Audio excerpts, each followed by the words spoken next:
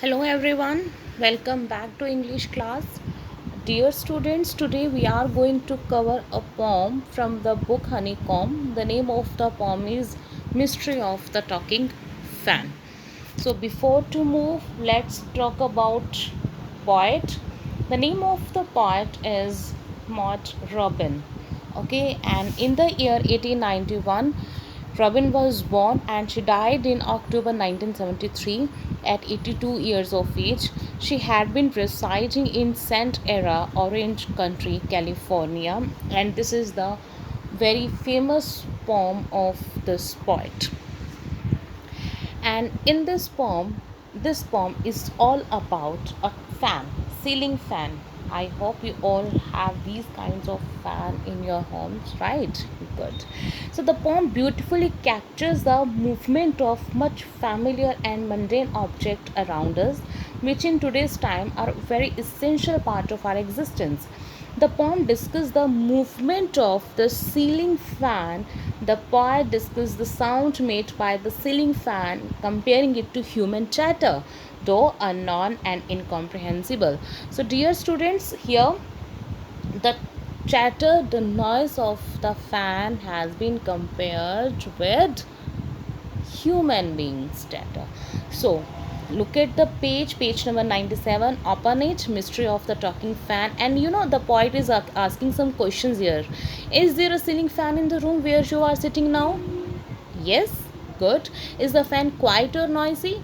If quiet, then okay, but if it is noisy, then you may be sure it is a distant relative of the talking fan. Okay, so your fan must be the relative of this talking fan in the poem which you are going to read if it is making so much noise. Okay, first of all, let's recite the poem together. Once there was a talking fan, electrical his chatter.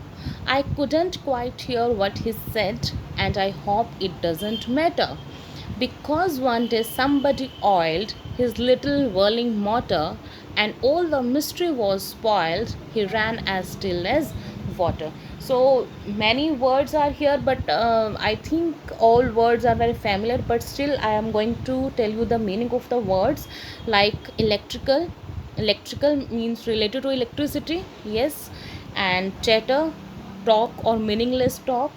Whirling means to rotate, rotation. And mystery, something secret. Okay, so all words are very common. Let's talk about the explanation. And in these lines, the poet closely observes the movement of ceiling fan, and I hope some time you already have done this job.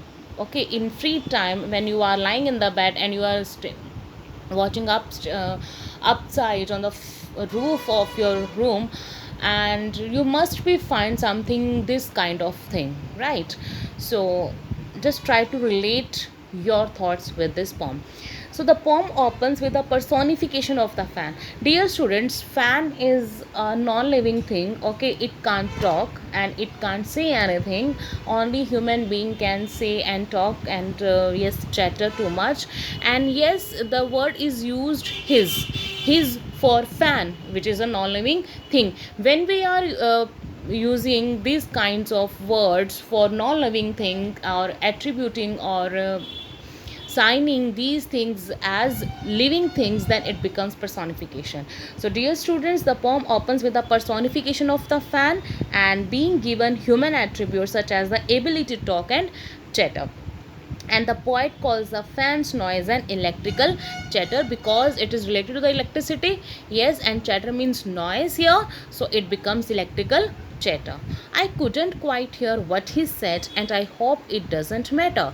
And now the poetess says the poet is unable to comprehend, unable to understand what exactly it means. And before the poet, because one day somebody oiled his little whirling motor, the fan is making so much noise, but obviously the poet was not able to understand. And obviously he was thinking it doesn't matter what he was talking and what he was making, why he was making noise. And before he could solve the mystery of his talk, fans talk, some person or somebody oiled its motor. his little whirling motor, somebody oiled his water, and even ever since it functioned in such a smooth manner that no noise could be heard. The talking fan fell silent. He ran as still as water. He began to work smoothly. So the poet is saying, before he could succeed in decoding the mystery means solving the mystery, means why he is talking and what he wanted to say.